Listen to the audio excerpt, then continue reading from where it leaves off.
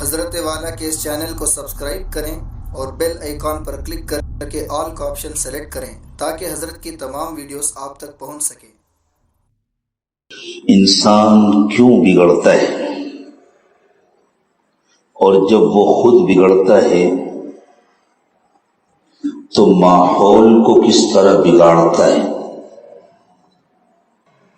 اس کو تفصیل کے ساتھ اللہ تعالی نے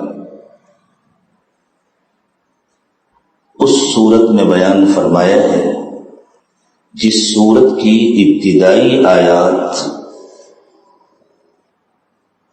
پہلی وحی میں نازل ہوئی تھی، اور یہ بقیہ آیات کریمہ بھی مکہ مکرمہ میں نازل ہوئی۔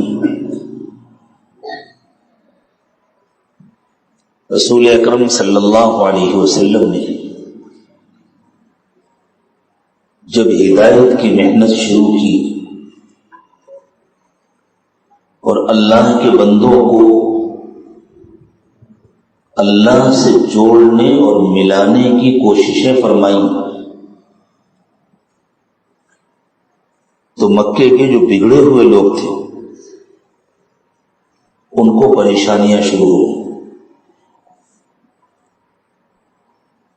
انسان کو یہ ڈر لگتا ہے کہ سب لوگ اچھے بن جائیں گے تو ہم کہاں جا کر رہیں گے۔ انسان سماجی زندگی کا عادی ہے،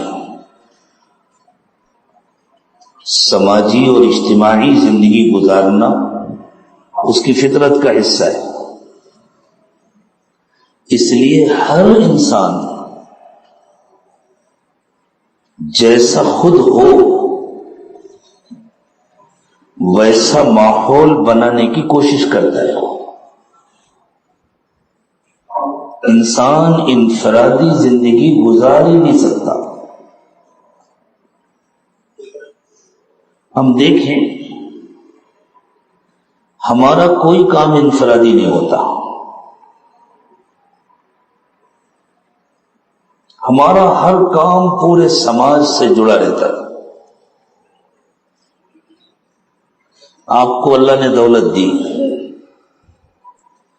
آپ نے بہت اچھی آرام دہ مشہور کمپنی کی کار خرید لی۔ آپ اپنی کار استعمال کر سکتے ہیں اگر اچھے راستے نہ ہوں، آپ اپنی کار استعمال کر سکتے ہیں اگر پیٹرول اور ڈیزل کے اسٹیشن نہ ہو، ایندھن کا انتظام نہ ہو۔ کیا آپ اپنی کار استعمال کر سکتے ہیں اگر پنچر بنانے والے نہ ہوں، اگر ہوا بھرنے والے نہ ہوں؟ ایک گاڑی کو استعمال کرنے کے لیے اتنی چیزوں کا مہیا ہونا ضروری ہے۔ یہی تو سماجی زندگی ہے۔ ہم اپنے ہر کام میں ماحول کے محتاج ہوتے ہیں، پورے سماج کے محتاج ہوتے ہیں۔ ایک پرندہ انفرادی زندگی گزار سکتا ہے، وہ اپنی ساری ضرورتیں خود پوری کر سکتا ہے۔ جنگل میں رہنے والا ایک جانور انفرادی زندگی گزار سکتا ہے، وہ اپنی ضرورتیں پوری کر سکتا ہے۔ انسان انفرادی زندگی نہیں گزار سکتا، وہ اس کی جسمانی ضرورتیں ہوں یا روحانی ضرورتیں ہوں، اسے پورا ماحول چاہیے۔ ایک شخص کو نماز پڑھنی ہے تو مسجد بھی چاہیے، پانی بھی چاہیے، وضو خانہ بھی چاہیے، طہارت خانہ بھی چاہیے، مصلی بھی چاہیے، مسجد تک جانے کا راستہ بھی چاہیے، سواری بھی چاہیے۔ پوری زندگی میں آپ جس چیز پر چاہیں نظر ڈالیں۔ ہم کو اللہ نے سماجی مخلوق بنایا۔ ایک چور بھی چاہتا ہے کہ ماحول ایسا ہو جس میں میرے لیے چور بن کر رہنا آسان ہو، سب چور ہو جائیں تاکہ کوئی مجھے بری نظر سے دیکھنے والا نہ ہو۔ اور ایک ایمان والا چاہتا ہے سب ایماندار ہو جائیں تاکہ میرے لیے ایمانداری کی، تقوی کی زندگی گزارنا آسان۔ برا انسان ہمیشہ ماحول کو برا بنانا چاہتا ہے اور اچھے اس کو اپنے دشمن لگتے ہیں۔ اچھا انسان ہمیشہ ماحول کو اچھا بنانا چاہتا ہے اور برے اس کو بیمار لگتے ہیں، دشمن نہیں لگتے، اسے بیمار لگتے ہیں، یہ مریض ہیں، یہ بیمار ہیں، وہ ان پر ترس کھاتا ہے، ان کو اس پر رحم آتا ہے، وہ راتوں میں اٹھ کر ان کے لیے دعائیں کرتا ہے اور ان کی ہدایت کی، ان کی اصلاح کی فکر کرتا ہے، کوشش کرتا ہے۔ جس طرح ہر انسان چاہتا ہے میرے گھر کے سارے لوگ صحت مند ہوں، لیکن ضروری تو نہیں ہے کہ اس کی تمنا پوری ہو جائے۔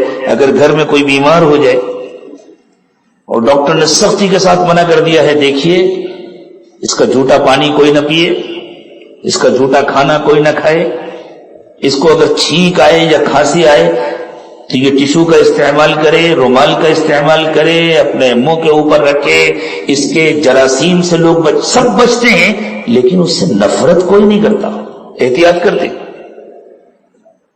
اس کے برتنوں کو بھی اچھی طرح دھوتے ہیں، اس کے کپڑوں کو بھی اچھی طرح دھوتے ہیں، معلوم ہے کہ بہت خطرناک بیماری ہے، بہت خطرناک جراثیم ہے، لیکن اس سے نفرت کوئی نہیں کرتا، اسے گھر سے نکال کوئی نہیں دیتا، اس کے علاج کی سب فکر کرتے ہیں۔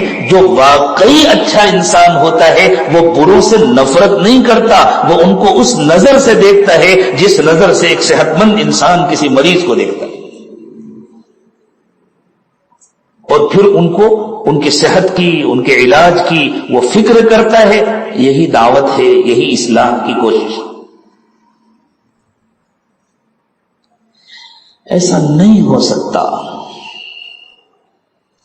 کہ ایک انسان برا ہو اور وہ اچھوں کو برا نہ سمجھے۔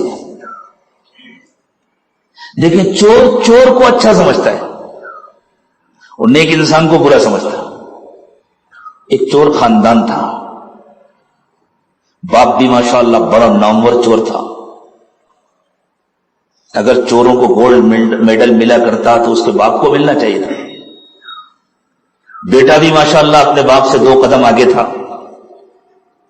تو ایک مرتبہ بیٹا اپنے باپ کے کارنامے بیان کر رہا تھا، میرے والد مرحوم اللہ ان کو غریق رحمت فرمائے، اللہ ان کو جنت میں اعلیٰ جگہ دے، وہ تو چوری کرنے میں ایسے ماہر تھے کہ دیوار کھود کر گھر میں جا کر سارا سامان سمیٹ کر چلے جاتے تھے، گھر والوں کو ہوا بھی نہیں لگتی تھی۔ کارنامے بیان کر رہا تھا اس امید کے ساتھ کہ میرے ابا کو جنت میں بہت اعلیٰ مقام ملے گا، بڑے کارنامے انہوں نے انجام دیے۔ تو کہنے لگا کہ ایک مرتبہ میرے والد صاحب نے اندھیری رات میں، بارش ہو رہی تھی، بالکل سناٹا تھا، بجلی بھی نہیں تھی، موقع سے فائدہ اٹھایا، ایک گھر کی دیوار کھولی، اس میں سوراخ بنایا اور بنا کر چپکے سے اندر گئے کہ آج تو لمبا ہاتھ ماریں گے، لیکن ناکام واپس ہونا پڑا۔ تو کسی نے پوچھا کیوں ناکام واپس ہوئے، کیا ہوا؟ ارے کمبخت گھر کا مالک اندر تہجد پڑھ رہا تھا۔ یہ دیوار کھود کر جانے والا، یہ مرحوم و مغفور اور تہجد پڑھنے والا کمبخت، یہ انسانی مزاج ہے۔ برے ماحول کو برا بنانا چاہتے ہیں، ان کو اچھے اپنے لیے رکاوٹ نظر آتے ہیں، ان کو اچھے اپنا دشمن نظر آتے ہیں، اس لیے کہ انسان مجبور ہے، اس کی فطرت ہے کہ وہ سماجی زندگی گزارے، وہ پورے ماحول کو اپنے جیسا بنانا چاہتا ہے، اور اچھے انسان پورے ماحول کو اچھا بنانا چاہتے ہیں۔ خوب سمجھیں، جس کو ماحول کو اچھا بنانے کی فکر نہیں ہوئی تو یہ اس بات کی علامت ہے کہ وہ ابھی اندر سے اچھا نہیں بن سکا۔ اس کی ساری نیکیاں صرف رسم ہیں، اس کی ساری نیکیاں صرف روایتی ہیں، صرف وراثت ہیں۔ وہ چاہتا ہے کہ میں یہ رسمیں تو ادا کرتا رہوں، لیکن ماحول جیسا ہے ایسے ہی رہے تاکہ اس میں بھی کھم جاؤں۔ یہ ممکن ہی نہیں ہے، انسان کی فطرت کے خلاف ہے کہ وہ اندر سے اچھا ہو اور پھر ماحول کو اچھا نہ بنانا چاہتا ہو۔ کچھ نہ کر سکے تو کم از کم تنہائی میں آنسو تو بہائے گا، اللہ سے مانگے گا، دعائیں تو کرے گا۔ اسی لیے اللہ کے رسول صلی اللہ علیہ وسلم نے ارشاد فرمایا کہ جو واقعی اندر سے اچھا ہوتا ہے، جس کے اندر ایمان ہوتا ہے، اگر وہ ماحول کے بگاڑ اور فساد پر ہاتھ سے کچھ کرنے کی پوزیشن میں بھی نہیں ہے، زبان سے بولنے کی پوزیشن میں بھی نہیں ہے، وہ اتنا مجبور اور اتنا بے بس ہے اس ماحول کے اندر، تو اس کا دل کڑتا ہے۔ وہ اپنی قلبی طاقت اور قوت کو استعمال کرتا ہے، وہ اللہ سے رو رو کر دعائیں مانگتا ہے کہ اللہ، لوگوں کے دل آپ کے ہاتھ میں ہیں، آپ دلوں کو پھیر دیجیے۔